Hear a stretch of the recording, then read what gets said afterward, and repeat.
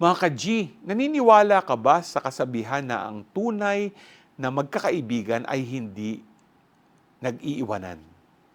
Ito ang pinatunayan ng santong ating pinagdiriwang ngayong araw, si Santa Maria Magdalena.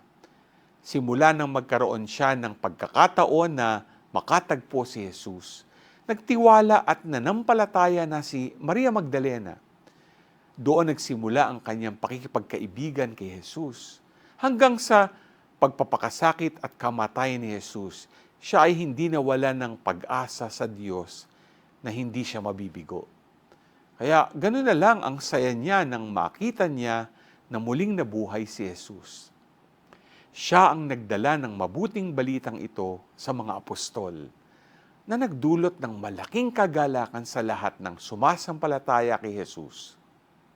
Katulad ni Santa Maria Magdalena, kaya mo bang maging instrumento ng pag-asa at pagtitiwala kay Kristo na kailanman hindi ka bibiguin? G ka ba?